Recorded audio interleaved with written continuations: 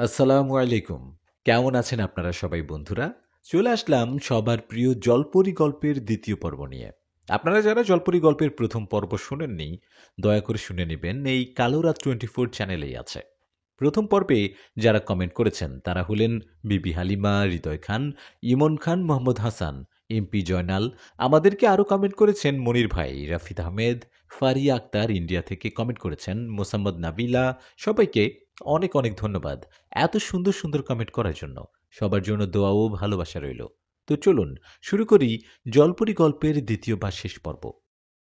আমি জলপরী, পাতালপুরীর রাজকুমারী আমি। পরিস্থানে ঘুরতে এসেছি, কিন্তু দেখেন রাত হয়ে গেছে পৌঁছতে পৌঁছতে। কি করব ভেবে পাচ্ছিলাম না।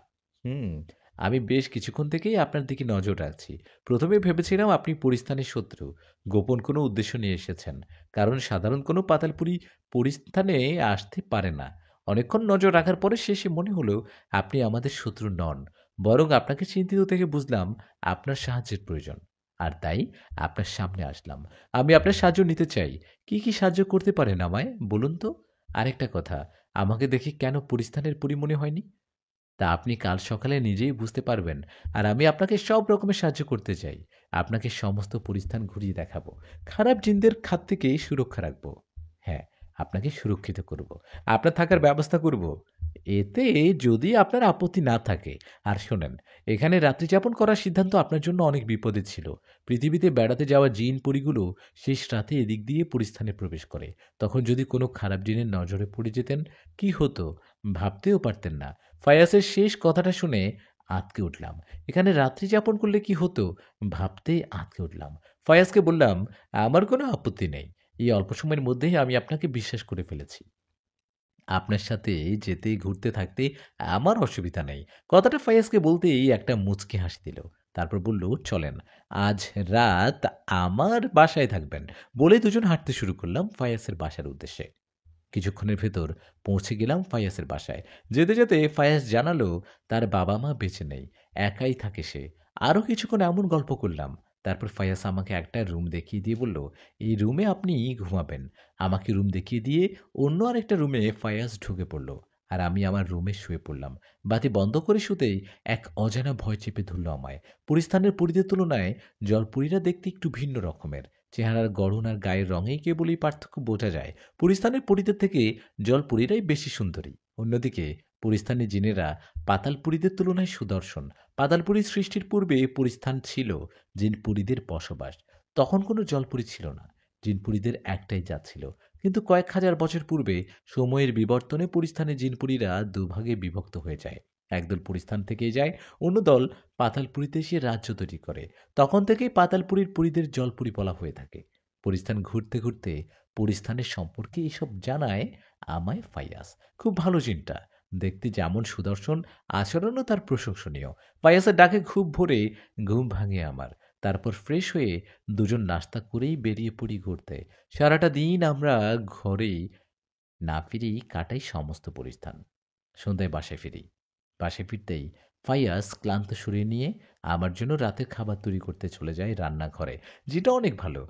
যতই আমি দেখছি ততই মুগ্ধ হচ্ছি। গত রাত্রে হুদাই ভয় পেয়েছি, ফায়াজকে নিয়ে যা তা ভেবেছি। সেসব ভেবে এখন নিজেই নিজের কাছে লজ্জা পাচ্ছি। এমন চরিত্রের একটা জিনকে নিয়ে এসব বাজে ভাবা আমার মোটেই উচিত হয়নি। সারাটা দিন আমার খুব ভালো কেটেছে। মন খুলে ঘুরেছি, গল্প করেছি ফায়াজের সাথে। খুব সুন্দর পরিস্থান। নামটা যেমন সুন্দর, পরিস্থান দেখতেও তেমন সুন্দর।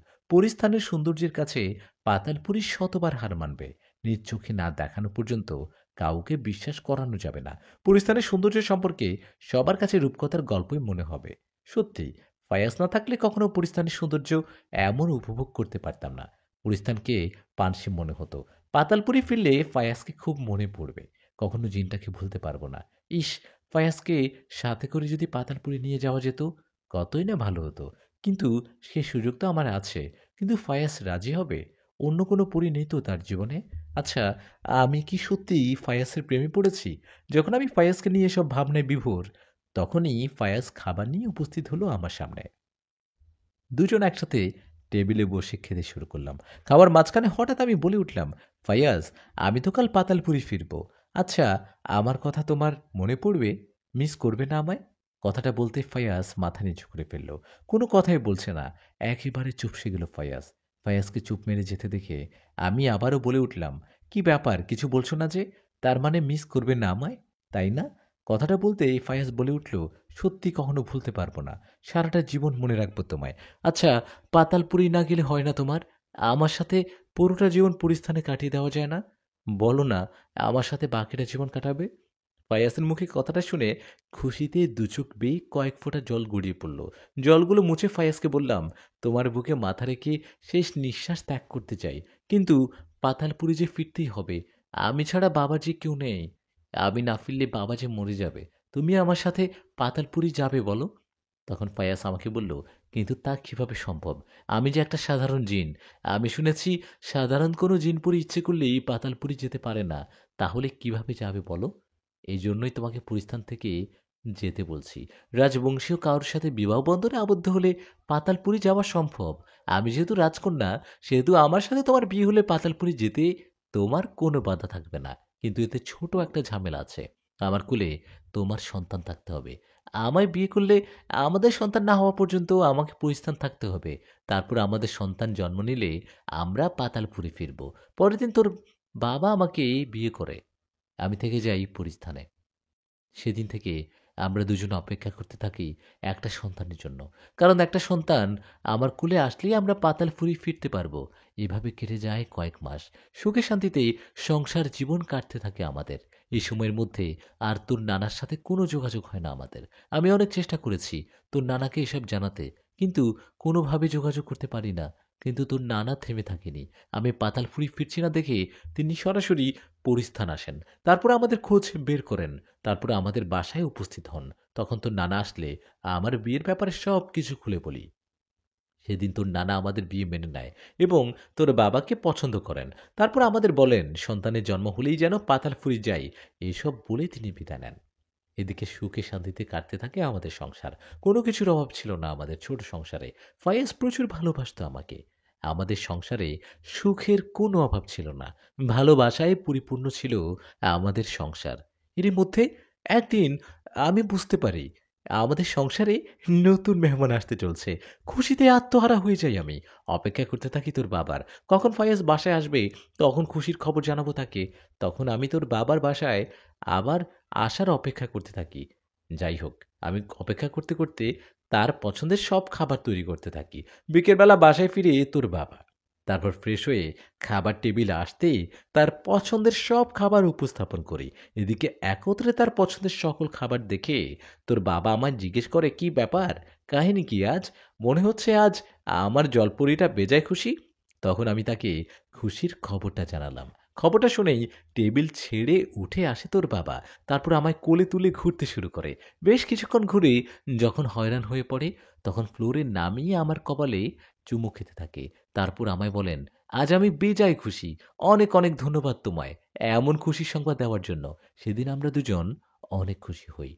আমরা দুজন সেদিন থেকে অপেক্ষার প্রহর গুনতে শুরু করি। এভাবে কেটে যায় কয়েক মাস। এরই মধ্যে তোর জন্ম হয়। তোর বাবা তোর নাম রাখে মিমি। তারপর তোর বয়স যেদিন ১৫ দিন, সেদিন তোকে সাথে করে আমরা পাতালপুরি রওনা করি। পুরীস্থান থেকে যখন আমরা পৃথিবীতে পৌঁছাই, তখন তোর বাবার ছোটবেলার বন্ধু নাদিমের সাথে আমাদের দেখা হয়। তারপর নাদিমকে সাথে করে পৃথিবী থেকে পাতালপুরি রওনা করি। কয়েক ঘন্টার ভেতর আমরা পৌঁছে যাই পাতালপুরি। তারপর পাতালপুরীর রাজপ্রাসাদে প্রবেশ করি আমরা। প্রাসাদের ভেতর প্রবেশ করতেই চোখ ছানা বড়া হয়ে যায় আমাদের। আমরা তখন দেখতে পাই রাজসিংহাসনে চখর বসে আছে। এদিকে আমাদের দেখতেই অট্টহাসিতে ফেটে পড়তে শুরু করল চখর। ভণ্ডতান্ত্রিকের কথা মতো ১৭০টা পাঠা বলি সম্পূর্ণ করে শয়তান রাজের সান্নিধ্য লাভ করে চখরজেন। শয়তান রাজ চখরকে উপহার দেয় সন্তুষ্ট হয়ে। অধিক শক্তিশালী করে দেয় চখরকে। এদিকে শক্তিধর হয়ে উচ্ছ্বসিত হয়ে পড়ে চখর। সেদিন সিদ্ধান্ত নেয় পাতালপুরীতে হামলা করার। মরিয়া হয়ে উঠে চখর পাতালপুরী দখল করার জন্য। পাতালপুরীর রাজাকে হত্যা করে পাতালপুরী দখল করার জন্য পাশাপাশি তার অপমানের প্রতিশোধ নেওয়ার পরিকল্পনা করে চখর। সেই রাতেই চখর পৃথিবী থেকে পাতালপুরীর উদ্দেশ্যে রওনা করে। গভীর রাত্রে পাতালপুরী পৌঁছায় চখরজেন। এদিকে সমস্ত পাতালপুরী তখন নিস্তব্ধ। শুধুমাত্র কয়েকজন পাহারারত জিন পাহারা দিচ্ছিল রাজপ্রাসাদ। চকর জিন আচমকা পাহারারত জিনগুলোর উপর ঝাঁপিয়ে পড়ে। কিছু বুঝে ওঠার আগেই তাদের ঘাড় থেকে মাথা আলাদা করতে শুরু করে দেয় চকর। আচমকা হামলা হওয়াতে পাহারারত জিনগুলো বুঝে ওঠার আগেই চকরের তলোয়ারের কোপে লুটিয়ে পড়তে শুরু করে মাটিতে। এক এক করে পাহারাদার সব জিন হত্যা করে ফেলে চকর। তারপর সরাসরি বাবার কক্ষে প্রবেশ করে। বাবা তখন গভীর ঘুমে বিভোর। এদিকে চকর তড়িঘড়ি করে বাবার গলা চেপে ধরে, শ্বাসরোধ করে মেরে ফেলে বাবাকে। বাবার নিস্তেজ নিথর দেহ বিছানায় পড়ে থাকে। বাবাকে হত্যা করে চকর চেঁচিয়ে রাজ্যের সমস্ত পেয়াদাদের জাগিয়ে তোলে। এক এক করে হত্যা করতে থাকে রাজ্যের সকল পেয়াদাদের। রাজ্যে তার নিয়ন্ত্রণে চলে আসলে চকর তার চেলাপেলাদের নিয়ে এসে রাজ্য পরিচালনা করতে শুরু করে। আবারও নির্যাতন চালাতে শুরু করে রাজ্যের তরুণীদের উপর। হত্যা ব্যভিচার করতে থাকে রাজ্যের সাধারণ জিনপরিদের উপর। আমাদের প্রাসাদে প্রবেশ করতে দেখেই চিবিয়ে চিবিয়ে হাসতে হাসতে রাজ্য দখল করার সকল কাহিনী শোনাতে শুরু করে চকর। তারপর এসব কাহিনী শোনাতে হলে আমাদের উদ্দেশ্য করে বলে ওঠে, স্বাগতম, স্বাগতম তোদের চকরের রাজ্যে, বলেই আবারও অট্ট হাসিতে ফেটে পড়তে শুরু করে। বেশ কিছুক্ষণ অট্ট হাসি হেসে আমাদের বলতে থাকে, তোদের অপেক্ষাতেই ছিলাম, কখন তোরা আসবি, তোদেরও তোর বাবার মতো মেরে আমি শত্রুমুক্ত হব। পাতালপুরীতে আর আমার কোনো শত্রু থাকবে না। কথাটা বলেই চকর তার চেলাপেলাদের হুকুম করে, বন্দি কর এদের, একটাও যেন পালাতে না পারে। হুকুম পেয়ে চকরের চেলারা আমাদের দিকে এগোতে থাকে। ফায়াজ আর নাদিম ভয় পেয়ে যায়। ভয়ে তারা কাঁপতে শুরু করে। এই প্রথম তারা পাতালপুরি এসেছে। পাতালপুরীর জিনদের সম্পর্কে তাদের কোনো ধারণাই নেই। এই জন্যই তারা বেশি ভয় পাচ্ছে। কিন্তু আমি তেমন ভয় পাচ্ছিলাম না। আমি জানতাম চকর যতই শক্তিশালী হোক, এখন আর সে আমার শক্তির সাথে পেরে উঠবে না। শুধুমাত্র সাবধান থেকে মোকাবেলা করলেই হবে। কিন্তু ভয় হচ্ছিল বেশি তোকে নিয়ে। চকর যদি তোকে মেরে ফেলে, তোকে এখন কি করব আমি? দিশেহারা হয়ে পড়ি। এদিকে চকরের লোকজন ক্রমশ আমাদের বন্দি করার জন্য এগোচ্ছে। শেষে ভাবলাম তোকে দূরে পাঠিয়ে দিতে হবে। না হয় তোকে চকর মেরে ফেলবে, সাথে আমাদের। তখন আর কিছুই করার থাকবে না। এখন তোকে দূরে সরালে চকরের বিরুদ্ধে মোকাবেলা করতে পারবো। এই ভেবে নাদিমকে বললাম তোকে নিয়ে দূরে কোথাও পালিয়ে যেতে। বলেই নাদিমের কোলে তোকে তুলে দিলাম। কিন্তু নাদিম আমাদের ছেড়ে পালাতে নারাজ। নাদিম বলতে থাকলো, বাঁচতে হলে সবাই একসাথে বাঁচবো, আর মরতে হলে একসাথে। আপনাদের এমন বিপদের মুখে রেখে আমি পালাতে পারবো না। তখন আমি নাদিমকে বোঝাতে লাগলাম, দেখেন ভাই, আপনি মিমিকে নিয়ে পালালেই আমাদের জন্য মঙ্গলের। এতে করে আমরা সবাই বাঁচতে পারবো। চকর আমাদের সাথে পারবে না, একদমই পারবে না। কিন্তু চকর মিমিকে চিমি করলে আমার আর কিছু করার থাকবে না। বেঁচে থাকলে দেখা হবে। আপনি দয়া করে আমার সন্তানের দিকে চেয়ে পালান। তখন নাদিম আমার তোকে নিয়েই পালিয়ে যায়। এদিকে নাদিমকে পালাতে দেখে উঠে দাঁড়ালো চকর। তার লোকজনকে বলল যেন কোথাও না পালাতে পারে। বলতেই চকরের লোকজন নাদিমের পিছু ছুটতে শুরু করলো। আর চকর উঠে এসে তোর বাবার উপর আক্রমণ করে বসে। চকরের শক্তির সাথে তোর বাবা পেরে ওঠে না। একের পর এক আঘাত করতে থাকে চকর। তোর বাবার মাথা ফেটে রক্ত পড়তে থাকে। তোর বাবার আঘাত সহ্য করতে পারে না, মেঝেতে লুটিয়ে পড়ে গেল। আমি আর সহ্য করতে পারলাম না। পিছন থেকে চকরকে আক্রমণ করতে শুরু করি। একের পর এক আঘাত করতে থাকি চকরের মাথায়। এদিকে আমি উত্তেজিত হয়ে পড়ায় হাতের নখগুলো লম্বা হতে শুরু করে। দাঁতগুলো হিংস্র জানোয়ারের মতো লম্বা হয়ে পড়ে। তখন আমি হাতের মস্ত বড় নখগুলো চকরের চোখে ঢুকিয়ে দেই। চোখ দিয়ে কালো রঙের রক্ত গড়িয়ে পড়তে থাকে চকরের। আর্তনাদ করতে থাকে। চকর জান ভিক্ষা চাইতে থাকে আমার কাছে। কিন্তু আমি ক্ষান্ত হই না। আমার চোখে ভেসে উঠে তখন আমার বাবার মৃত্যুমুখ। কত কষ্টে না জানি মেরেছে বাবাকে।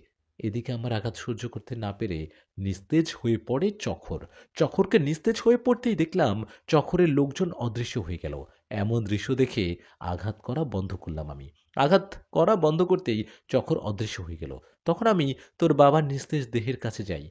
কিন্তু তখনই বড়সড় একটা ধাক্কা খাই। তোর বাবাকে কোথাও দেখতে পাই না। তন্ন তন্ন করে খুঁজতে থাকি, কিন্তু কোথাও খুঁজে পাই না। তখন আমি আমার অদৃশ্য শক্তি ব্যবহার করি। অদৃশ্য শক্তি বলে দেখতে পাই চকর তোর বাবাকে কাঁধে তুলে পালাচ্ছে। সাথে সাথে আমি চকরের পিছু করি। কিন্তু চকর বুঝতে পেরে যায়। মন্ত্র বলে আবারও আমার অদৃশ্য দেখা শক্তি বন্ধ করে দেয়। আমি আর চকরের পিছু করতে পারি না। অপেক্ষা করতে শুরু করি নাদিমের জন্য। কখন তোকে নিয়ে আসবে? নাদিম আসলেই তোর বাবাকে খুঁজে বেড়াবো, খুঁজে বেরোবো তখন। এভাবে অপেক্ষা করতে করতে সারাটা দিন কেটে যায়, কিন্তু নাদিম আসার কোনো নামগন্ধ নেই। তাহলে কি নাদিম পালাতে পারেনি, ধরা পড়ে গেছে? ভাবতে থাকি আমি। দিন কেটে রাত ঘনিয়ে আসছে, কিন্তু নাদিম এখনো আসেনি। বিরাট চিন্তায় পড়ে যাই আমি। আমি নিশ্চিত হয়ে গেলাম নাদিম তখন পালাতে পারেনি। নাদিমকে ধরে ফেলেছিল চক্করের লোকজন। কি হয়েছে আমার? আর বুঝতে বাকি থাকলো না। তাহলে মিমিকেও মেরে ফেলেছে। ভাবতে ঢুকরে কেঁদে উঠলাম আমি। সবাইকে হারিয়ে ফেলেছি। বাবাকে হারালাম, তারপর স্বামীকে, বাচ্চা মেয়েটাকেও হারালাম। ভেঙে পড়ি আমি। ভাবতে থাকলাম আর বেঁচে থাকবো না, আত্মহত্যা করব। কার জন্য বেঁচে থাকবো? যখনই আমি এসব ভাবছি তখনই নজর পড়ল পিছনে। পিছনে তাকাতেই আশার আলো দেখতে থাকলাম আমি। তখন আমি দেখলাম আমার পিছে নাদিম দাঁড়ানো, কিন্তু খালি হাতে। মিমি নেই নাদিমের হাতে। মিমিকে দেখতে না পেয়ে বলে উঠলাম, ভাই, মিমি কোথায়? বলতেই হু হু করে কেঁদে উঠল নাদিম। কেঁদে কেঁদে আমায় জানালো, ভাবি, আপনার কথা রাখতে পারলাম না। মিমিকে বাঁচাতে গিয়ে হারিয়ে ফেলেছি। তখন মিমিকে নিয়ে পালিয়ে আমি পৃথিবীতে যাই। আমার পিছু পিছু চক্করের লোকজন পৃথিবীতে যায়। এদিকে চক্করের লোকজন আমার খুব নিকটে চলে আসে। তখন আমি ভাবতে থাকি, ওদের হাতে ধরা পড়লে আমার সাথে মিমিকেও মেরে ফেলবে। তার চেয়ে মিমিকে কোথাও লুকিয়ে রাখি। ভাগ্যগুণে বেঁচে গেলেও যেতে পারে। এই ভেবে মিমিকে একটা ঝোপের আড়ালে লুকিয়ে রেখে আমি দৌড়াতে থাকি। কিন্তু শেষ পর্যন্ত পেরে উঠি না। চারদিক থেকে ঘিরে ধরে আমায়। মাঝখানে আমি আমার চারপাশের চক্কর জিনদের, হঠাৎ তাদের ভেতর থেকে একটা জিন আমার দিকে এগিয়ে আসতে শুরু করে। এদিকে আমি বাঁচার বিন্দু মাত্র আশাটুকুনও ছেড়ে দেই। চোখ বুজে ফেলি। এরই মধ্যে কয়েক মিনিট কেটে গেলেও যখন দেখলাম কেউ আমার উপর আক্রমণ করছে না, তখন আমি চোখ মেলে তাকালাম। চোখ মেলে আমি বেশ অবাক হই। কারণ আমার সামনে চক্করের সহযোগী কোনো জিন ছিল না। হঠাৎ তারা কোথাও উধাও হয়ে গেছে। বুঝতে পারলাম না আমি। সেভাবে সেখানে কয়েক মিনিট দাঁড়িয়ে থাকলাম। কিন্তু আর কাউকে দেখতে পেলাম না। তখন কাউকে না দেখতে পেয়ে পিছনে দৌড়াতে শুরু করলাম। দৌড়ে আসি সেই ঝোপের কাছে। ঝোপের আড়ালে খুঁজতে লাগলাম মিমিকে। কিন্তু মিমিকে কোথাও খুঁজে পাই না। ঘটনাগুলো নাদিম আমার কাছে বলেই কান্নায় ভেঙে পড়ল। এদিকে তোকে হারানোর খবর শুনে আমিও বেশ ভেঙে পড়লাম। নাদিমকে সাথে নিয়ে পৃথিবীতে তোকে আর তোর বাবাকে বেশ কয়েকবার খুঁজতে বেরিয়েছি, কিন্তু কখনো তোদের হদিস পাইনি। এভাবে কেটে গেল কয়েকদিন। আস্তে আস্তে মনোবল বাড়াতে লাগলাম। নিজেকে সামলাতে হবে, রাজ্য আমাকেই সামলাতে হবে। এর কিছুদিন পরেই আমি আবারও অনুভব করলাম আমার গর্ভে নতুন মেহমান আসছে। তারপর ফাইমার জন্ম হয়। নাদিম তার স্ত্রী সন্তানকে পাতালপুরি নিয়ে এসে পাতালপুরিই থেকে যায়। আমি রাজ্য সামলাতে শুরু করি। আর নাদিম পাশে থেকে আমাকে সাহায্য করে যায় রাজ্য সামলানোর কাজে। সে সময় নাদিম আমার পাশে এসে না দাঁড়ালে হয়তো রাজ্যভার নিয়ন্ত্রণ করতে পারতাম না। এভাবে কয়েক বছর কেটে যায়। ফাহিমাও বড় হয়ে ওঠে। সবকিছু বুঝতে শিখলে ফাহিমাকে সমস্ত ঘটনা জানাই। ফাহিমা তোর হারানোর খবর শোনার পরে থেকে প্রায়শই পৃথিবীতে যেতেও তোকে খুঁজতে, কিন্তু সবসময় ব্যর্থ হতো। তারপরও হাল ছাড়েনি ফাহিমা। সুযোগ পেলেই পাড়ি জমাতো পৃথিবীতে। উপরওয়ালা আমাদের নিরাশ করেনি। উপরওয়ালার ইচ্ছায় একদিন তুই ফাহিমার নজরে পড়ে যাস। ফাহিমা তোর কপালের তীরের চিহ্ন দেখে চিনে যায় তোকে। তারপর পাতালপুরি এসে আমাকে জানালে আমি বলি তোকে যেন পাতালপুরি নিয়ে আসে। তারপরের দিন ফাহিমা মধ্যরাতে পৃথিবীতে গিয়ে তোকে নিয়ে আসে। এসব ঘটনা শোনার পর মিমি কি বলবে বুঝতে পারে না। কিভাবে এমনটা হতে পারে? বনলতা মিমির মা হলে তাহলে পৃথিবীতে যাদের মা বাবা বলে আসছে তারা কারা? ভাবতে থাকে মিমি। বনলতা কি তাহলে মিথ্যে বলছে? কিন্তু তিনি মিথ্যে বলবে কেন? এসব ভেবে কুল পায় না মিমি। বেশ কিছুক্ষণ ভেবেচিন্তে মিমি বলে উঠল, আমাকে পৃথিবীতে পাঠানোর ব্যবস্থা করেন। আমি আমার বাবা মার মুখ থেকে সত্য ঘটনা শুনতে চাই। প্লিজ আমাকে পৃথিবীতে রেখে আসেন। ব্যবস্থা করেন সেখানে যাওয়ার। তবে আপনাকে কথা দিলাম, আমি যদি সত্যি আপনার সন্তান জলপরি হয়ে থাকি তাহলে আমি পাতালপুরি ফিরব। বনলতা আর কথা বাড়ালেন না। ফাইমাকে হুকুম করলেন মিমিকে নিয়ে পৃথিবীতে যেতে। আর বললেন মিমি যদি পাতালপুরি নাও আসতে চায় তাহলে যেন জোর না করে। মায়ের হুকুম পেয়ে ঠিক আছে আম্মাজান বলেই মিমিকে নিয়ে পৃথিবীর উদ্দেশ্যে রওনা করে ফাহিমা। বয়স্ক চিন্তার বুকে পর পর কয়েকটা লাথি দিয়ে চখর বলতে থাকলো, আর মাত্র কয়েকদিন, তারপর আর তোকে বাঁচিয়ে রাখার কাজ নেই। মেরে ফেলবো তোকে। তারপর কি করব জানিস? তোর আদরের বউটা কেউ শেষ করে আবারও পাতালপুরীর রাজা হব। এবার আর আমি কোনো ভুল করব না, কোনো সুযোগই দিব না। এবার তোর স্ত্রী কিছুই করতে পারবে না আমার। আমার শক্তির কাছে পাত্তাই পাবে না। শুধুমাত্র কয়েকটা দিনের অপেক্ষায় আছি। কথাগুলো মধ্যবয়স্ক জিনটাকেই বলে চখর জিন আবারও বয়স্ক জিনটাকে বন্দি করে রাখল। জিনটাকে বন্দি করে চকর বসে পড়ল পুজোর মণ্ডপের সামনে। মন্ত্র পড়তে থাকলো এক নাগাড়ে। চকর সেদিন বনলতার কাছ থেকে পালিয়ে আবারও পৃথিবীতে আসে। সাথে করে নিয়ে আসে ফাইয়াজকে। পৃথিবীতে এসে পুরনো আস্তানায় অবস্থান করে চকর, আর ফাইয়াজকে সেখানেই বন্দি করে রাখে। এদিকে পৃথিবীতে এসে চকর সেই ভণ্ড তান্ত্রিকের সাথে দেখা করে এবং তাকে জানায় পাতালপুরীতে ঘটে যাওয়া সকল ঘটনা। তারপর আবারও তান্ত্রিকের শরণাপন্ন হয়। সকল ঘটনা শুনে ভণ্ড তান্ত্রিক আবারও উপদেশ দেয় যেন শয়তান রাজ সশরীরে দেখা দেওয়া পর্যন্ত মানুষ বলি দিতে থাকে। সেদিন থেকে তান্ত্রিকের কথা মতো মানুষ বলি দেওয়া শুরু করে চকর। কিন্তু এত বছর পর্যন্ত দিয়ে আসলো শয়তান রাজের দেখা পায় না চকর। কিন্তু চকর হাল ছাড়েনি। এতগুলো বছর পর্যন্ত মানুষ বলি দিয়ে আসছে। এদিকে টানা এত বছর পর মানুষ বলি দেওয়ায় চকরের উপর বেজায় খুশি হয় শয়তান রাজ। খুশি হয়ে সশরীরে দেখা দেয় চকরকে। দেখা দিয়ে চকরকে জানায় সামনের অমাবস্যার রাত্রে একই সাথে 7টা মানুষকে বলি দিয়ে তাদের রক্ত স্নান করলে তাকে চির অমর করে দেওয়ার কথা দিয়ে দেয় শয়তান রাজ। চির অমর হওয়ার কথা শুনে খুশিতে ফেটে পড়ে চকর। খুশিতে ফাইয়াজকে গোপন কারাগার থেকে বের করে কয়েকটা লাথি দিয়ে এসব জানায় চকর। তারপর আবারও ফাইয়াজকে সেই গোপন কারাগারে রেখে সেই প্রস্তুতি নিতে শুরু করে 7জন মানুষ বলি দিয়ে স্নান করার। মিমিকে দেখেই কান্নাকাটি আরম্ভ করল মিমির পালিত মা। কাঁদতে কাঁদতে বলতে লাগলো, এতদিন কোথায় ছিলি তুই মা? কোথায় না খুঁজেছি আমরা তোকে।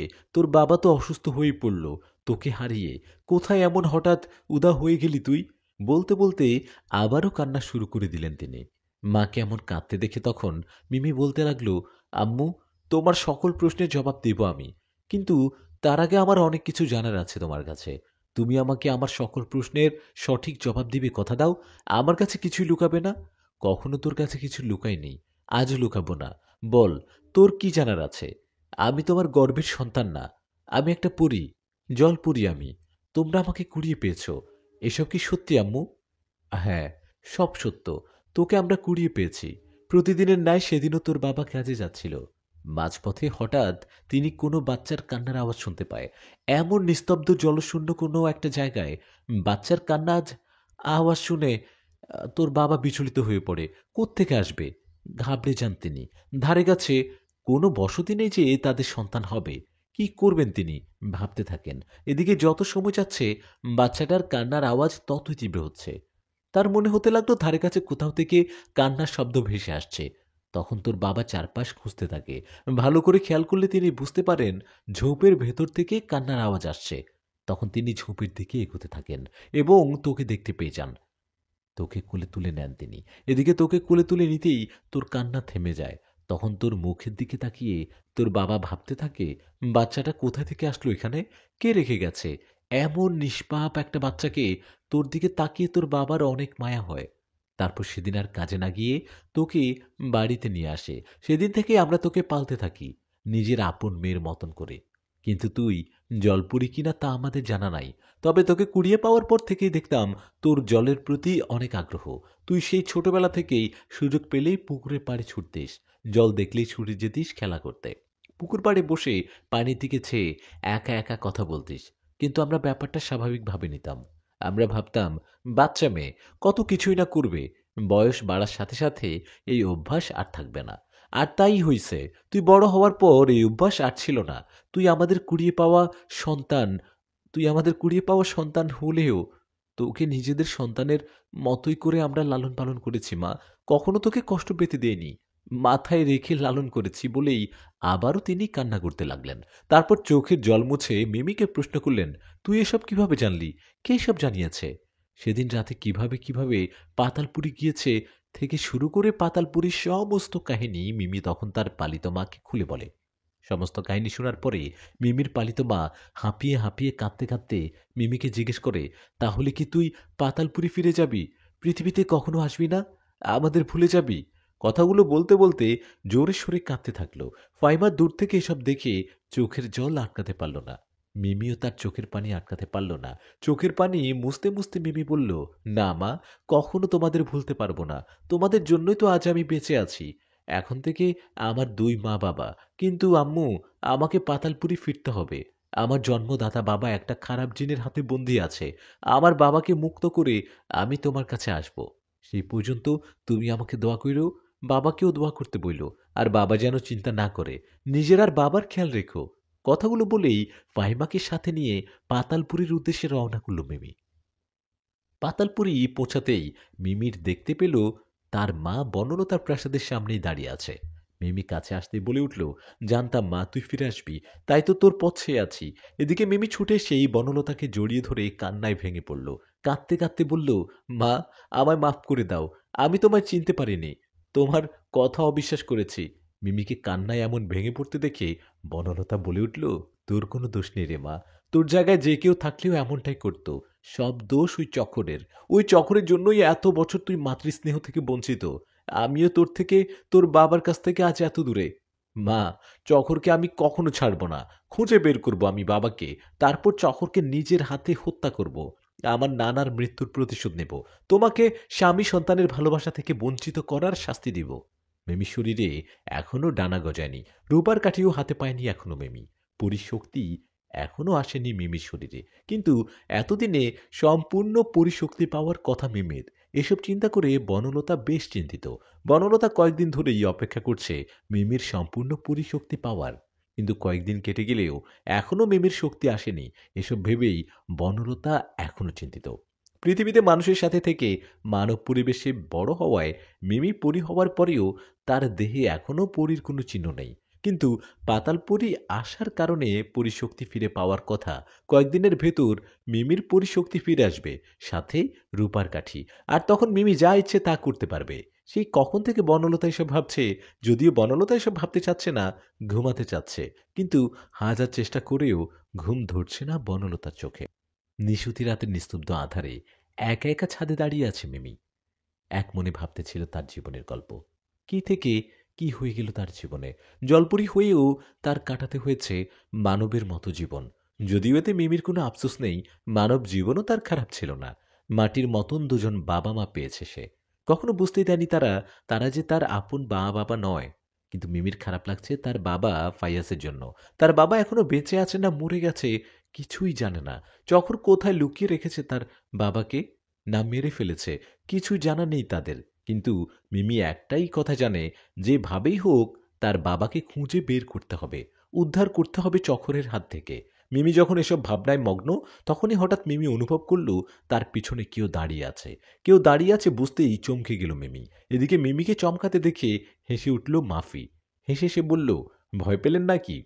ভয় পাবেন না, আমি মাফি। আসলে আমার ঘুম আসছিল না, ভাবছিলাম ছাদে আসলে একটু ভালো লাগবে হয়তো, এজন্যই এত রাতে ছাদে আসা। মাফি নামটা অনেক সুন্দর। যাক, ভালোই হয়েছে। একা একা খুবই খারাপ লাগছিল, আপনি আসলেন, এখন গল্প করা যাবে।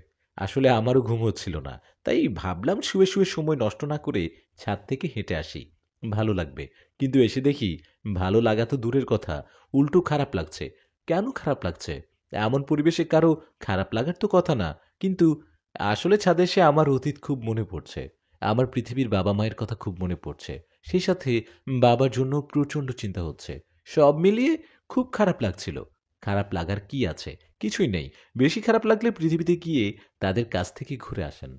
আপনি ইচ্ছে করলেই যেতে আসতে পারেন। না, বাবাকে চক্করের কাছ থেকে উদ্ধার না করা পর্যন্ত আমি পৃথিবীতে যাব না। আমার এখন উদ্দেশ্য একটাই, বাবাকে উদ্ধার করা। কয়েকদিন থেকে মাফিকে নিয়ে ফাহিমা বেশ চিন্তিত। ফাহিমার মনে হচ্ছে মাফি আগের মতো ফাহিমাকে সময় দিচ্ছে না। আগ্রহ নিয়ে তেমন কথা বলছে না। কেমন যেন একরকম দূরত্বের সৃষ্টি হয়েছে দুজনের মধ্যে। কিন্তু কেন এমনটা হচ্ছে বুঝতে পারছে না ফাহিমা। মাফি তো ফাহিমার সাথে কথা বলার জন্য পাগল ছিল। খুব ভালো সম্পর্ক ছিল দুজনের। তাহলে কি এমন হয়ে গেল হঠাৎ? ভেবে কুল পায় না ফাহিমা। সেই কখন থেকে বিছানায় ছটপট করছে ফাহিমা। কিন্তু কিছুতেই চোখের পাতায় ঘুম বাবু যে এসে ধরা দিচ্ছে না। বিরক্ত লাগতে থাকলো ফাহিমার। সে চাচ্ছে না এমন চিন্তা মাথায় আসুক, কিন্তু কিছুই করতে পারছে না। মাফির চিন্তা যেন তাকে ঝাপটে ধরছে। ফাহিমার বুঝতে আর বাকি থাকলো না যে মাফির সাথে এই নিয়ে খোলাসা করে কথা না বলা পর্যন্ত কিছুতেই চিন্তার জাল থেকে বেরোতে পারবে না। তখন ফাইমার ঠিক করল সুযোগ করে মাফির সাথে এসব নিয়ে কথা বলে নেবে। এভাবে কেটে গেল বেশ খানিকক্ষণ। রাত তখন গভীর। সমস্ত পাতালপুরি নিস্তব্ধ। কিন্তু তখনও ঘুম ধরেনি ফাহিমার। ঘুম আসছে না দেখে ফাহিমা চিন্তা করল, এভাবে শুয়ে থেকে আর লাভ নেই। ঘুম মনে হয় কিছুতেই আসবে না। তার চেয়ে ছাদ থেকে ঘুরে আসি, তারপর যদি ঘুম ধরে। আর না ভেবেই ফাহিমা ছাদের উদ্দেশ্যে বিছানা ছাড়ল। গুটি গুটি পায়ে এগুতে থাকলো ছাদের দিকে। সিঁড়ি বেয়ে বেয়ে উঠতে লাগলো ফাহিমা। এক পা দুপা করে যখনই ছাদের খুব কাছে পৌঁছালো, ঠিক তখনই ফিসফিস করে কারো কথা বলার শব্দ কানে এসে পৌঁছালো ফাহিমার। এত রাতে ছাদে কথা বলছে কে? কে কথা বলছে ছাদে? কাউকে তো দেখছি না। ছাদে আসার কথাও না এত রাতে। গভীর ভাবনায় পড়ে গেল ফাহিমা। শেষে সিদ্ধান্ত নিল আড়ি পেতে শুনবে কে কথা বলছে। তখন সেখানেই চুপটি মেরে দাঁড়িয়ে পড়ল ফাহিমা। আড়ি পেতে শুনতে লাগলো। মনোযোগ নিয়ে শুনতেই ফাহিমা কণ্ঠস্বরটা চিনতে পারল। কণ্ঠস্বরটা মাফির। কিন্তু মাফি একা না, সাথে অন্য কেউ আছে। বুঝতে পারল ফাহিমা, কিন্তু কে চিনতে পারল না। এতটুকু বুঝলো কোনো এক পরী। ব্যাপারটা স্বাভাবিক লাগেনি ফাহিমার কাছে। কোনো কিন্তু আছে। এত রাতে কোনো অচেনা পরীর সাথে কথা বলা স্বাভাবিকভাবে নিতে পারছে না ফাহিমা। ফাহিমা এবার আরো মনোযোগী হলো। কি বলছে, কি হচ্ছে দেখতেই হবে আমাকে। ফাহিমা এবার উকি দিয়ে দেখলো, উকি দিতেই চমকে গেল। এ তো মিমি। কিন্তু এত রাতে মিমি ছাদে কি করছে? তাও আবার মাফির সাথে। তার মানে এজন্য মাফি আমাকে এড়িয়ে চলছে। কি সব ভাবছি আমি? এমনটা কখনো হবে না। মিমি তো মাফিকে তেমন চিনেই না। এত কিছু ভাবা একদম উচিত হয়নি আমার। ওদের কাছে গিয়ে দেখি কি বলছে আর কি করছে ওরা। এভাবেই ফাহিমা ছাদে উঠল। ছাদে উঠতেই মিমিদের দিকে এগুতে লাগলো। মানুষের রক্তে স্নান করার প্রস্তুতি নিতে শুরু করলো চকর। তার হাতে সময় বেশি নেই। যে করেই হোক 5 দিনের ভেতর 7 জন মানুষের ব্যবস্থা করতে হবে চকরকে। অমাবস্যার যে আর বেশি দিন বাকি নেই। 5 দিন পরেই অমাবস্যা। আর এই অমাবস্যায় 7 জন মানুষকে শয়তান রাজের নামে বলি না দিতে পারলে অমরত্ব লাভ করার স্বপ্ন কখনো পূরণ হবে না চকরের। এই জন্যই চকর এত উতলা। যে করেই হোক 7 জন মনুষ্য জাতির ব্যবস্থা করতে হবে। 5 দিন বাকি আছে চকরের হাতে। এর মধ্যে একদিন কেটে গেল। হাতে আছে আর 4 দিন। মানুষের ব্যবস্থা করে ধরে আনতে লাগবে আরও একদিন। বলে সকল আয়োজন বাকি। 3 দিনের ভেতর করতে হবে। হাতে একেবারে সময় নেই। কাঁটায় কাঁটায় সময়। কোনোভাবে সময় নষ্ট করা যাবে না। কাল সকালেই লোকালয়ে বেরিয়ে পড়তে হবে। সকাল সকাল লোকালয়ের উদ্দেশ্যে বেরোনোর সিদ্ধান্ত নিয়েই ঘুমিয়ে পড়ল চকর। মাফিয়ার মিমি এক ধ্যানে কথা বলে যাচ্ছিল। এমন সময় তাদের সামনে এসে দাঁড়ালো ফাহিমা। আচমকা ফাহিমাকে দেখে চমকে গেল দুজন। গলা খাঁকি দিয়ে উঠল মাফি। গলা খাঁকি একটু কেশে মাফি বলে উঠল, কখন আসলে ফাহিমা? এই এখনই। ঘুম আসছিল না। ভাবলাম ছাদ থেকে একটু ঘুরে আসি। এসে দেখলাম তোমরা কথা বলছো। প্রথমে ভাবলাম বিরক্ত করব না, পরে আর বিরক্ত না করে পারলাম না। কিন্তু তোমরা কখন আসলে? হয়েছে কিছুক্ষণ। বিরক্তির কি হলো ফাহিমা? এভাবে বলছো যে? আমি আসলে মিমির সাথে পরিচিত হচ্ছিলাম। মিমির সাথে আসলে কথা হয়নি তো, জানা হয়নি তেমন করে। বেশ, কিন্তু আমি এসব জানতে চাইনি। শুধুমাত্র জানতে চেয়েছি কখন আসছো ছাদে। মাফি আর কোনো উত্তর দিল না। মাফি কিন্তু ঠিকই বুঝতে পারল ফাহিমার কথাগুলো। ফাহিমা তাকে ভুল বুঝছে। কিন্তু এতে ফাহিমার দোষ নেই। ফাহিমা যে মাফিকে ভালোবাসতে শুরু করেছে, মাফি ঢের বুঝছে। একসময় মাফি ফাহিমার পিছু পিছু ঘুরলেও পাত্তা দেয়নি ফাহিমা। কিন্তু শেষ পর্যন্ত পারেনি। মাফির প্রেমে পড়েই গেছে। এজন্যই তো মাফিকে নিয়ে এত চিন্তা আর এত সন্দেহ। মিমিও বুঝতে পেরেছে ফাহিমার খোঁচানো কথাগুলো। এতটুকুন বুঝতে পেরেছে ফাহিমা মাফিকে পছন্দ করে। করবে না বা কেন? মাফি যথেষ্ট সুদর্শন একটা যুবক। আচার ব্যবহারও অমায়িক। মিমিরও ইচ্ছে করছে মাফির প্রেমে পড়তে, কিন্তু তা কখনো করা যাবে না। ছোট বোনের স্বপ্নের পুরুষ বলে কথা। তাই মিমি বুঝেও না বোঝার মতো করে বলে উঠল, আমার পালিত বাবা মার কথা খুব মনে পড়ছিল। বাবার জন্য অনেক চিন্তা হচ্ছিল। ঘুম আসছিল না। ছাদে এসে সেসব ভাবছিলাম।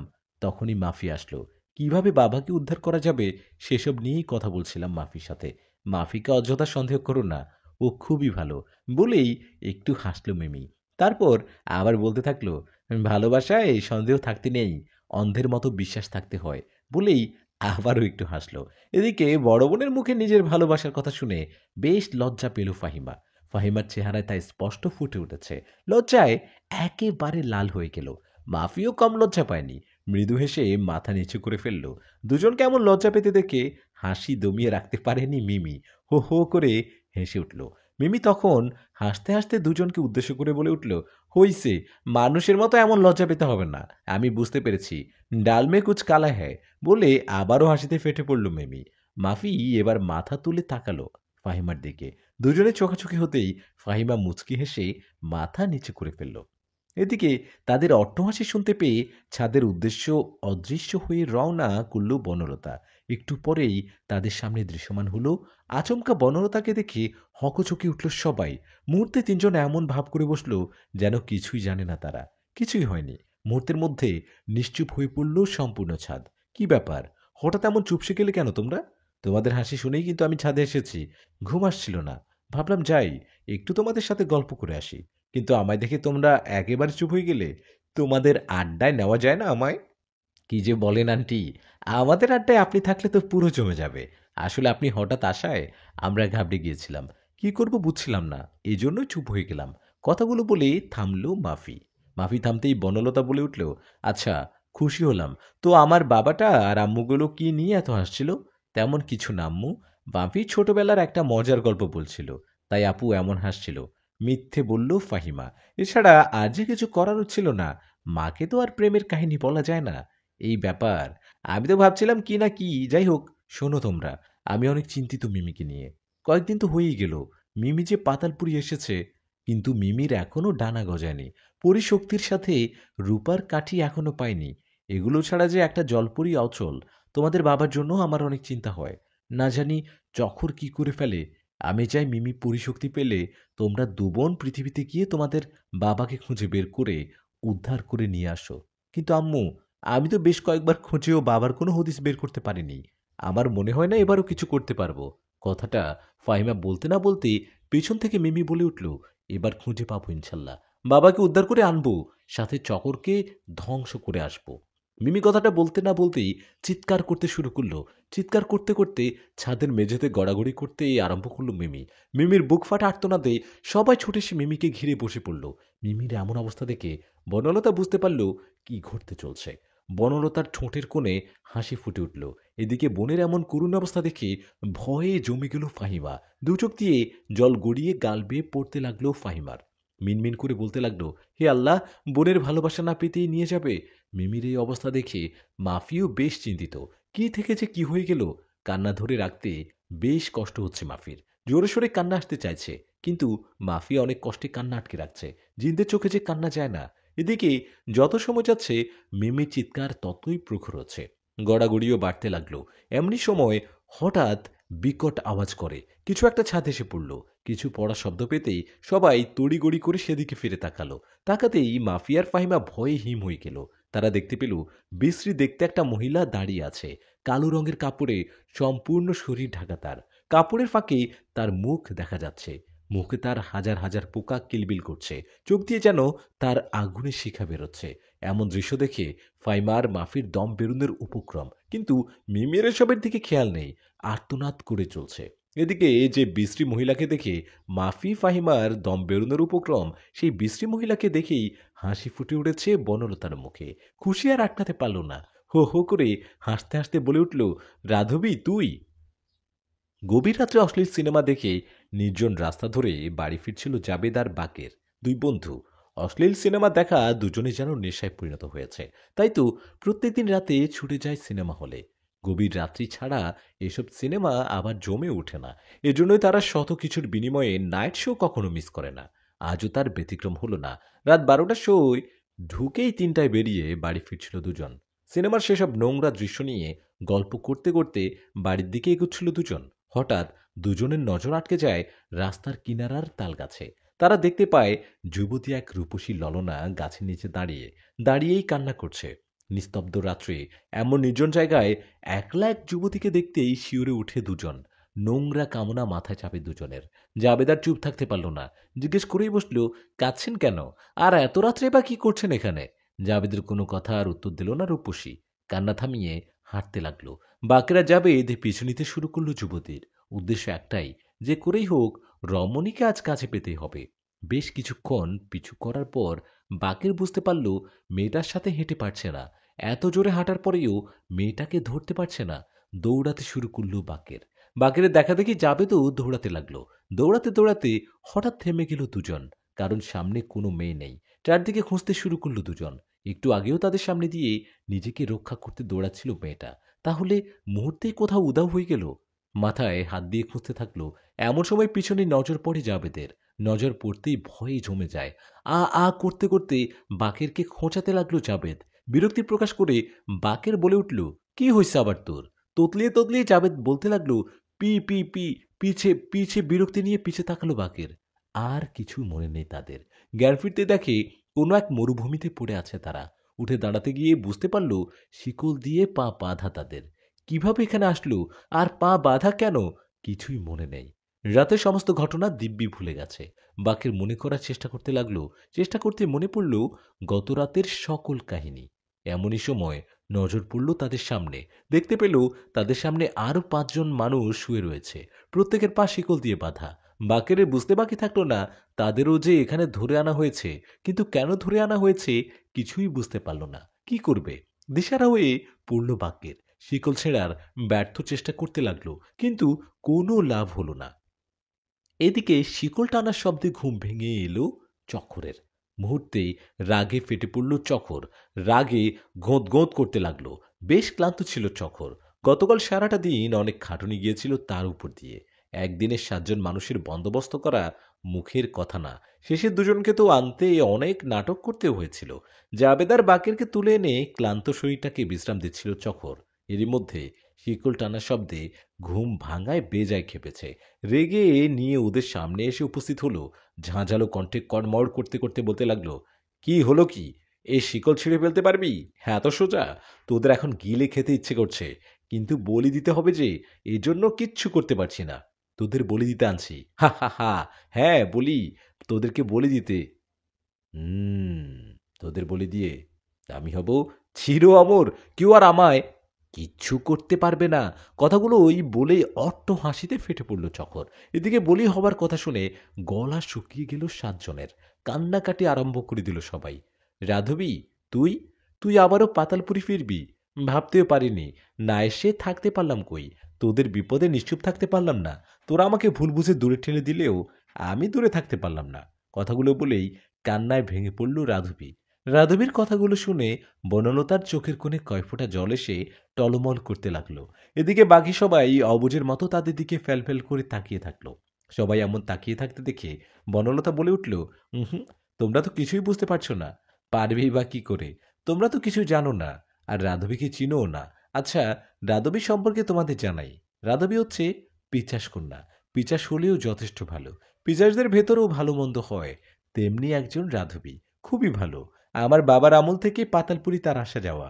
আমাদের রাজ্যের অনেক উপকার করেছে রাধবী। বাবার সাথে বেশ ভালো সম্পর্ক ছিল। আমাকেও অনেক আদর করত। সুযোগ পেলেই রাধবী পাড়ি জমাতো পাতালপুরি। কিন্তু একদিন একটা ব্যাপার নিয়ে বাবা রাধবীকে ভুল বুঝে বসে। রাধবী হাজার চেষ্টা করেও বাবার ভুল ভাঙাতে পারেনি। বাবা রাধবীকে বুঝছে না দেখে একসময় রাধবীও অভিমান করে বসে বাবার উপর। পাতালপুরি ছেড়ে চলে যায়। এত বছরেও আর আসেনি। আমি সেদিন অনেক চেষ্টা করেও রাধবীকে আটকাতে পারিনি। সেদিন আমি ভেবেই নিয়েছিলাম রাধবী আর কখনো পাতালপুরি ফিরবে না। কিন্তু শেষ পর্যন্ত ফিরলাম বলে একটু মুচকি হাসলো রাধবী। আচ্ছা, এরা কারা? চিনলাম না তো। ওরা আমার সন্তান বলেই রাধবীর সাথে সবার পরিচয় করিয়ে দিলেন বনলতা। মাফিকেও তার সন্তান হিসেবে পরিচয় দেন। দেবে না বা কেন? তাদের জন্যই যে ছেলেটা আজ মা বাবা হারা। এরই মধ্যে রাধবীর চোখে পড়ে মিমির উপরে। চোখ পড়তেই আঁতকে উঠেন। জিজ্ঞেস করেন, কি হয়েছে ওর? এমন করছে কেন? আর তোমরা ওরে না ধরে আমার সাথে গল্প করছো? আরে, ওর কিছুই হয়নি। ও আসলে পৃথিবীতে ছিল, মানব সংসারে। একে একে সব ঘটনা খুলে বলল।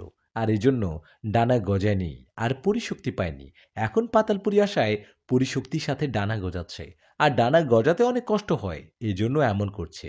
একটু পর ঠিক হয়ে যাবে। মিমির এমন করুণ অবস্থার কারণ জানতে পেরে শান্ত হলো মাফি ফাহিমা। এতক্ষণে যেন দুজনের ঘাট থেকে বিশাল পাথর নেমেছে। স্বস্তির নিঃশ্বাস ছাড়ল দুজন।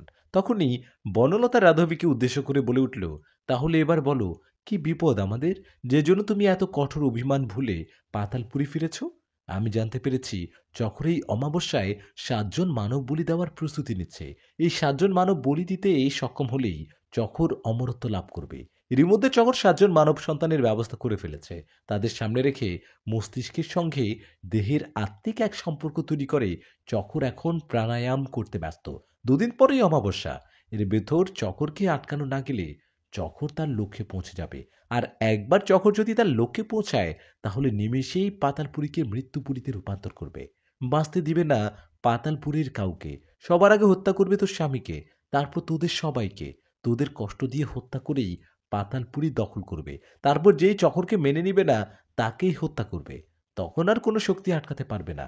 তবে এখন সুযোগ আছে। অমাবস্যায় বলি সম্পন্ন করার আগে চকরকে আটকাতে পারলে চকর অমরত্ব লাভ করতে পারবে না। আমি চকরকে আটকাতে পারবো না। চকরের শক্তির সাথে পিচাস হয়ে পেরে উঠবো না। এই জন্য কোনো উপায় না পেয়ে অভিমান ভুলে পাতালপুরি আসছি। তোরা কিছু কর, আটকা চকরকে, বাঁচা তোর স্বামীকে, পাতালপুরি রক্ষা কর। ফায়াজ এখনো বেঁচে আছে শুনতেই চেহারায় হাসি ফুটে উঠল বনলতার।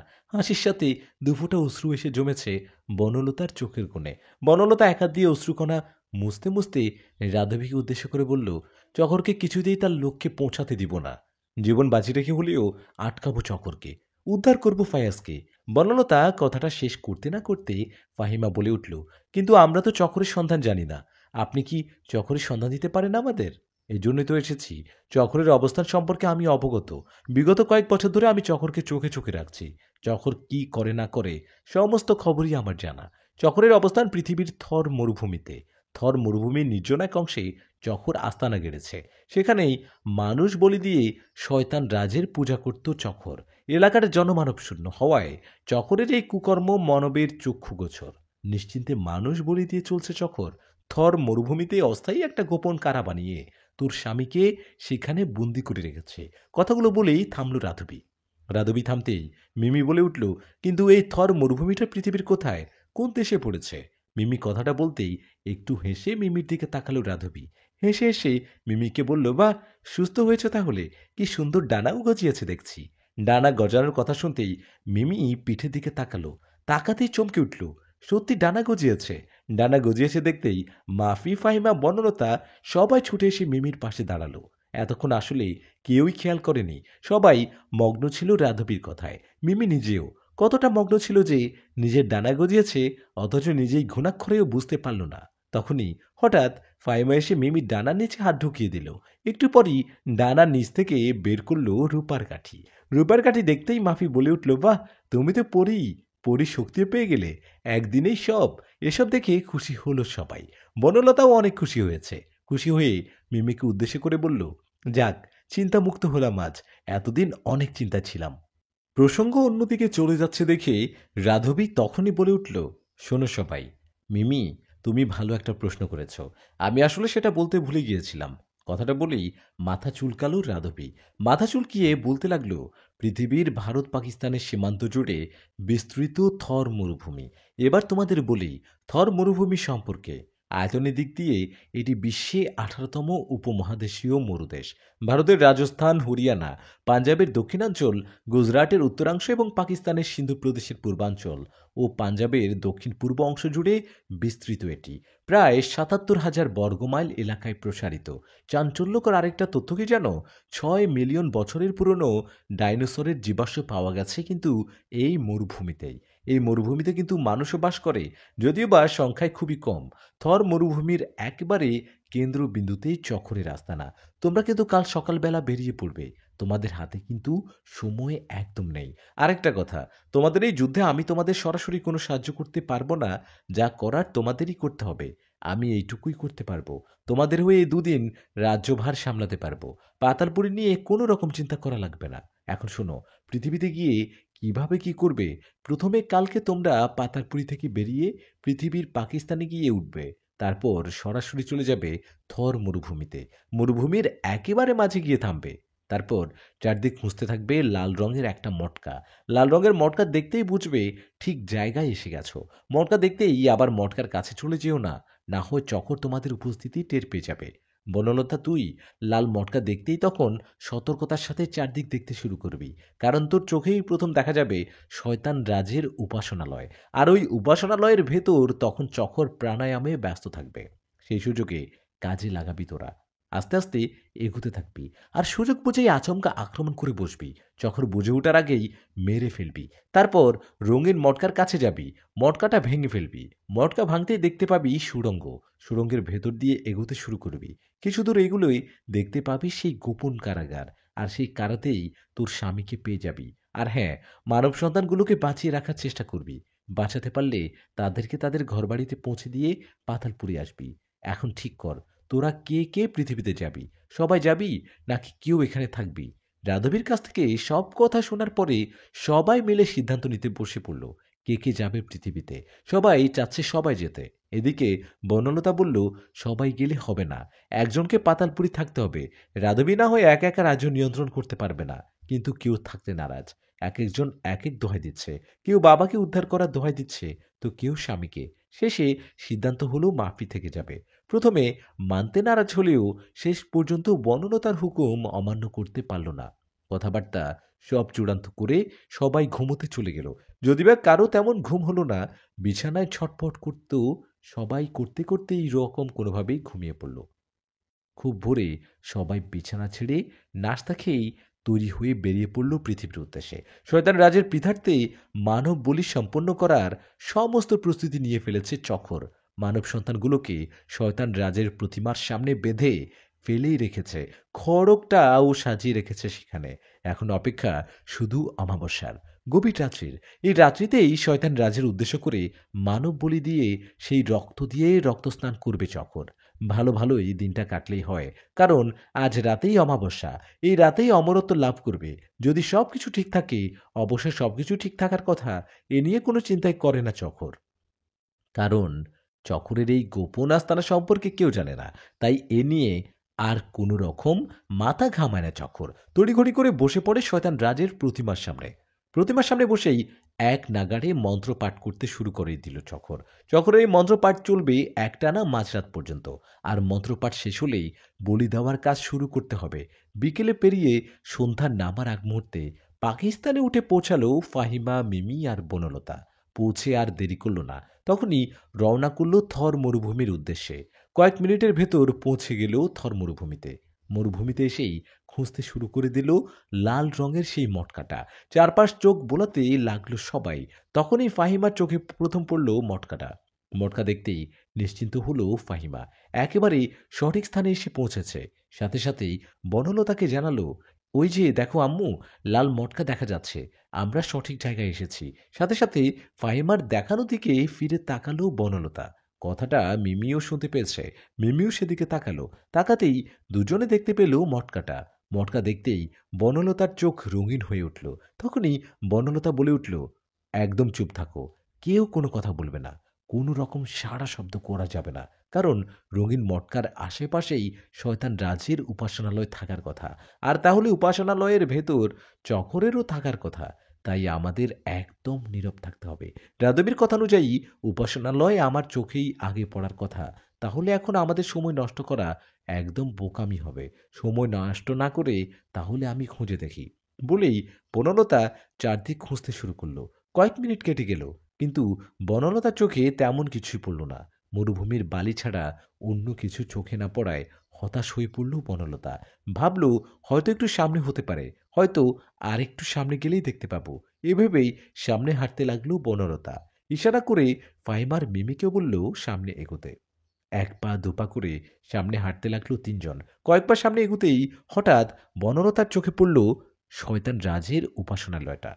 দেখলেই বনলতা মিমিকে ফাহিমাকে ইশারা করে দেখালো। দুজনেই দেখতে পেল উপাসনালয়টা সম্পূর্ণ মাটি তৈরি। মাটি তৈরি হলেও বালির রঙের মতোই দেখতে। একেবারে মরুভূমির বালির সাথে মিশে আছে। খুব নিখুঁত করে তৈরি করা হয়েছে। এজন্য কারো চোখ পড়ে না। সাধারণ কোনো মানুষ তো কখনোই দেখতে পারবে না। জিন পুরীরাই কেবল বাড়ির থেকে আলাদা করতে পারবে, কিন্তু সহজেই চোখে পড়বে না।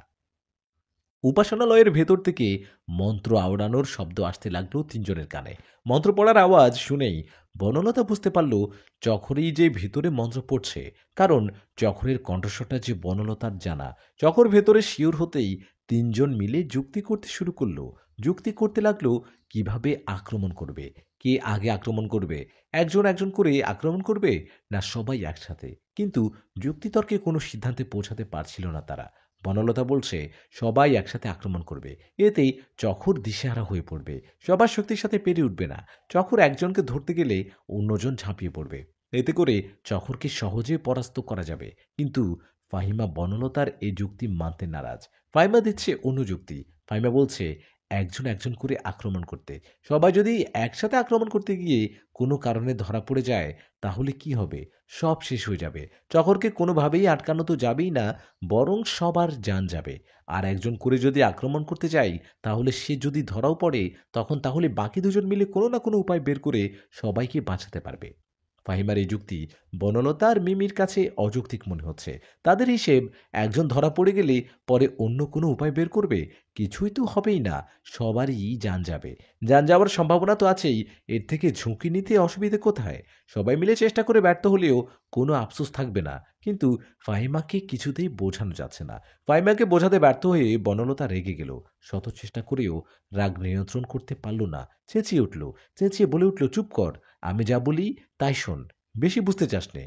কথাগুলো বলেই থামল বনলতা। এতক্ষণে বনলতা বুঝতে পারল কত বড় সর্বনাশী করে ফেলছে। উত্তেজিত হওয়া মোটেই উচিত হয়নি। আফসোস করতে লাগলো। কিন্তু এখন আফসোস করে কি হবে? সর্বনাশ যা হওয়ার হয়ে গেছে। চকর তাদের উপস্থিতি টের পেয়ে গেছে। মন্ত্র পড়ায় ব্যস্ত থাকলেও বনলতার চেঁচানো কানে বাধ্য চক্করের। হকচকিয়ে উঠল। কে আসলো এখানে? এত বড় সাহস কার? কার এখানে আসছে? ভেবে পায় না চকর। আর ভাবল না, তড়িঘড়ি করে উঠে দাঁড়ালো। কিন্তু বিপদের গন্ধ পেয়ে সরাসরি বাইরে বের হলো না। অদৃশ্য শক্তি ব্যবহার করলো। অদৃশ্য শক্তি ব্যবহার করে দেখলো বাইরে কে কি করছে, কি করবে। অদৃশ্য শক্তি ব্যবহার করে চকর দেখতে পেল বাহিরে তিনজন পরী দাঁড়িয়ে আছে। নিজেরা নিজেদের ভেতর কি নিয়ে যেন তর্কাতর্কি করছে। পরী দেখতেই চোখ ছানা বড়া হয়ে গেল চকরের। ব্রুকুচকে আবারও দেখল। এবার চকর বেশ অবাক হলো, কারণ তিন পরীর ভেতর এক পরীকে চকর চিনতে পারল বনলতা। বনলতাকে দেখতেই চকরের আর বুঝতে বাকি থাকলো না কি ঘটতে চলছে, কেন এখানে আসছে। চকর বুঝতে পারল তাকে অমরত্ব লাভ করাতে বাধা হয়ে দাঁড়ানোর জন্য এসেছে। তারপর তাকে হত্যা করে ফায়াজকে মুক্ত করে নিয়ে যাবে। কিন্তু তা আমি কখনো হতে দিব না। আমার এত বছরের স্বপ্ন একদিনে ধ্বংস হতে দিব না। বিড়বিড় করে কথাগুলো বলেই আবারও মন্ত্র আওড়াতে লাগলো চকর। এবারের মন্ত্রগুলো একটু ভিন্ন, ভিন্ন রকমের। চোখ মুখ উল্টিয়ে উল্টিয়ে মন্ত্র পড়তে থাকলো চকর। কয়েক মিনিট পার হয়ে গেল। তখনই হঠাৎ বাইরে থেকে বিকট চিৎকারের আওয়াজ ভেতরে আসলো। চিৎকারের শব্দ শুনতেই হাসি ফুটে উঠল চকরের চোখে মুখে। মন্ত্র পড়া বন্ধ করলো চকর। মন্ত্র পড়া বন্ধ করে হাসি মুখে উপাসনার থেকে বেরিয়ে আসলো। বেরিয়ে এসে অট্টহাসি হাসতে শুরু করলো। এদিকে ব্যথায় কোঁকড়াতে থাকলো তিনজন। মোটা রশি দিয়ে বাঁধা হয়েছে তিনজনকে। চকর মন্ত্র বলে তিনজনকে বেঁধে ফেলেছে। তখন যে অদ্ভুত উড়ে মন্ত্র পড়ছিল চকর, বনলতাদেরকে বাঁধার জন্যই পড়েছিল।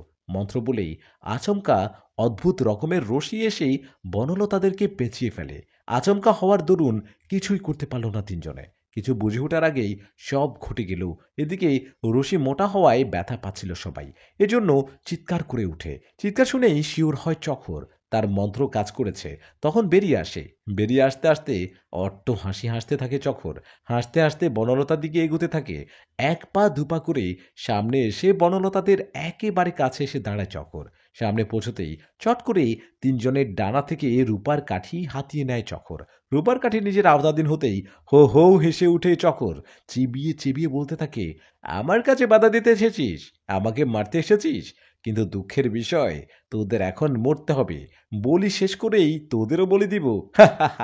এদিকে ভয়ে জমে গিয়েছে সবাই। বাঁচার কোনো আশাই দেখছে না তারা। কে বাঁচাবে তাদের? রূপার কাঠিটাও কেড়ে নিয়েছে চক্কর। কাঠি ছাড়া যে শক্তিহীন পরীরা। দিশেহারা হয়ে পড়ল তিনজন। পরাজয় মেনে নিয়েছে। পরাজয় মেনে নিয়ে অপেক্ষা করতে থাকলো মৃত্যুর। বলি সম্পন্ন করে যে চকর তাদের জানও কেড়ে নিবে। রাত ক্রমশ গভীর হতে থাকলো। অমাবস্যার অন্ধকারে হারিয়ে যেতে থাকলো থর মরুভূমি। আর সেই অন্ধকারে চকরের চেহারায় ফুটে উঠল ক্রু হাসি। একটু পরেই যে সে তার কাঙ্ক্ষিত লক্ষ্যে পৌঁছাবে। বলি দেওয়ার সময় যে ঘনিয়ে এসেছে। এই রাতটার অপেক্ষা চকর সেই কবে থেকে করে আসছে। অবশেষে সেই কাঙ্ক্ষিত রাতটা চলে এসেছে। চকরের অপেক্ষার প্রহর শেষ হতে চলছে। আর দেরি করল না চকর। উঠে দাঁড়ালো। বলির মানুষগুলোর কাছে গিয়ে দাঁড়ালো। সাতজনে ভেতর থেকে একজনকে বাধা থেকে খুলল। একজনকে খুলেই বাকিদের আবারও বেঁধে রাখল। ছেলেটাকে খুলে এনে আবারও তার হাত পা বাঁধল। তারপর খড়গটা হাতে তুলে নিল চকর। এদিকে মৃত্যু সন্নিকটে বুঝতে পেরে ভয়ে জমে গেল ছেলেটা। অঝরে কান্না করতে লাগলো, ইশারায় চকরের কাছে প্রাণ ভিক্ষা চাইতে লাগলো। কিন্তু চকরের মন গলল না, উল্টো হেসে যাচ্ছিল চকর। ছেলেটা আর্তনাদ করতে লাগলো। ছেলেটার আর্তনাদে আকাশ পাতাল কেঁপে উঠল। মৃত্যু ভয় বুঝিয়ে এমনই হয়। ছেলেটার এমন করুণ আর্তস্বরে বুক ছিঁড়ে যাচ্ছিল বনলতা ফাহিমাদের। ইচ্ছে করছে এক কোপে চক্রের গর্দান নামিয়ে ছেলেটার জীবন বাঁচাতে, কিন্তু এখন তা তাদের জন্য আকাশ কুসুম কল্পনা ছাড়া কিছুই না।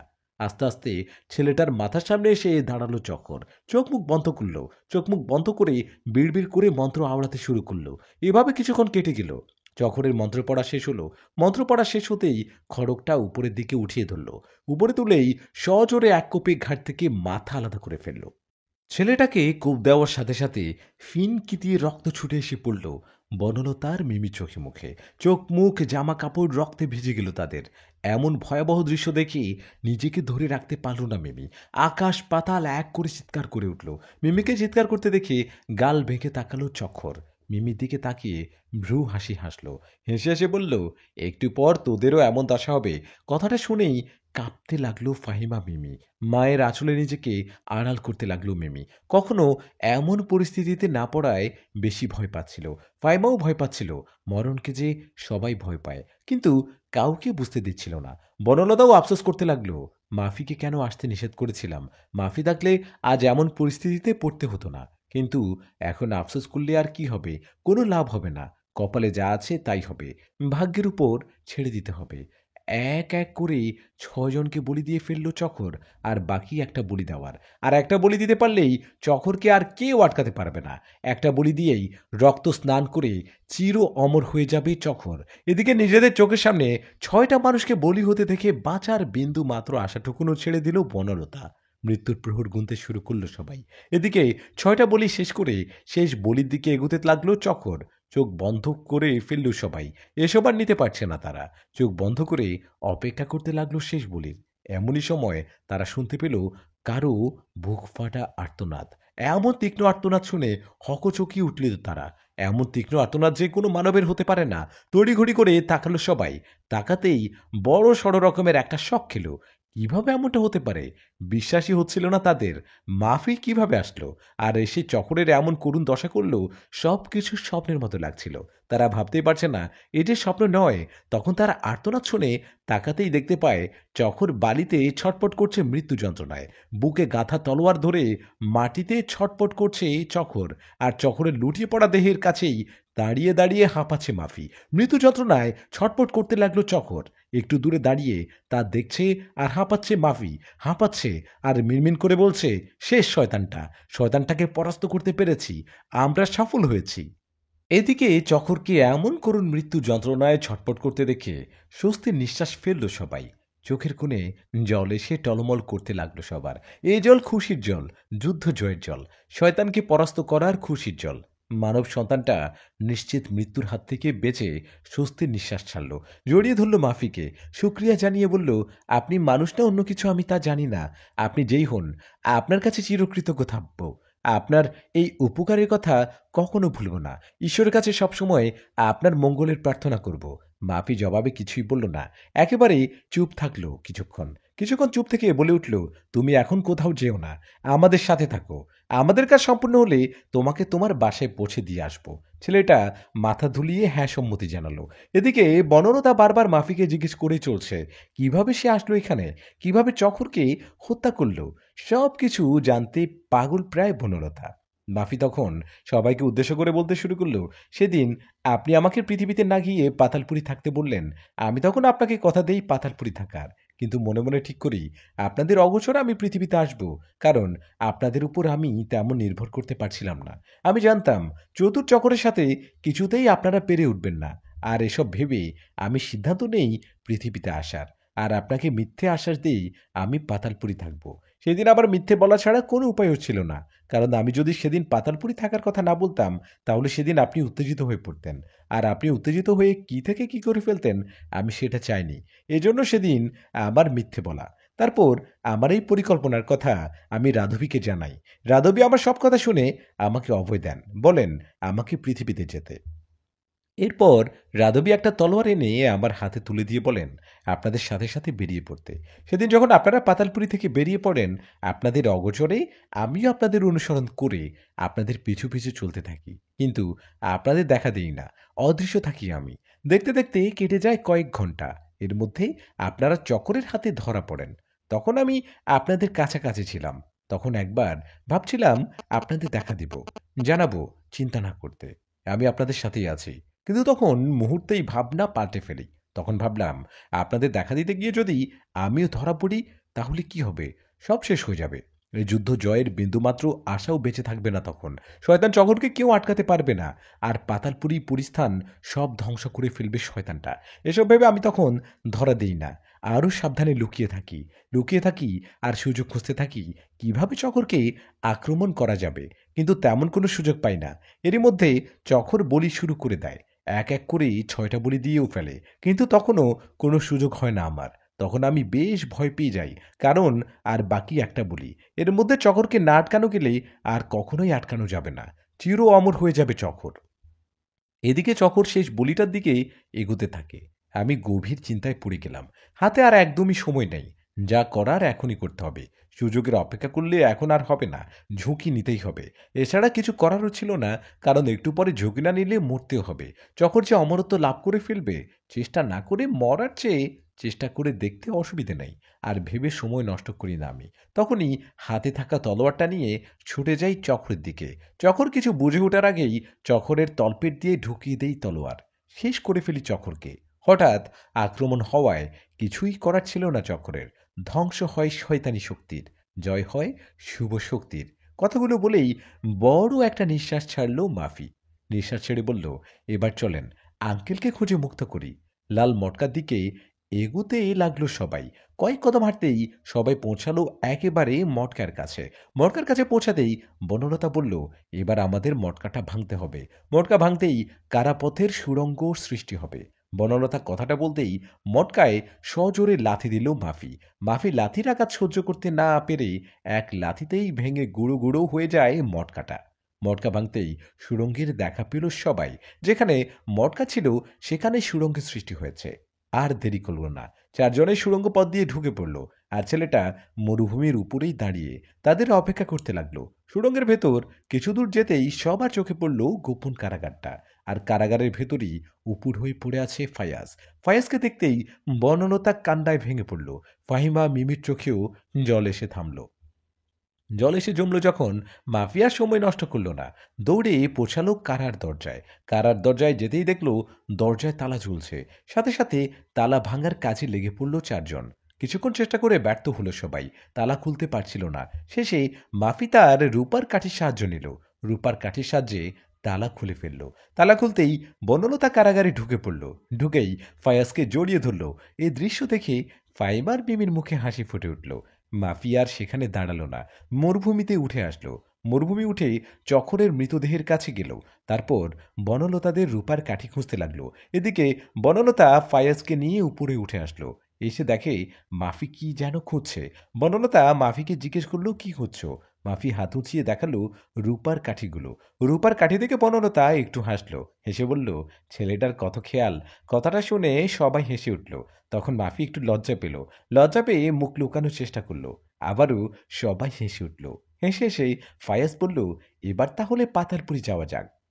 অবশেষে জলপুরীর গল্পটা এখানেই শেষ হলো। কেউ কি গল্পটার প্রেমে পড়েছেন বা মিস করবেন গল্পটাকে? গল্পের শুরু থেকে যারা শেষ পর্যন্ত ছিলেন সবাইকে অসংখ্য ধন্যবাদ। গল্পটা কেমন হয়েছে অবশ্যই কমেন্ট করে জানাবেন আপনাদের মতামত। আজ এখানেই বিদায় নিচ্ছি। আসসালামু আলাইকুম। ভালো থাকবেন সবাই, আর আশেপাশের সবাইকেই ভালো রাখবেন। ধন্যবাদ অশেষ।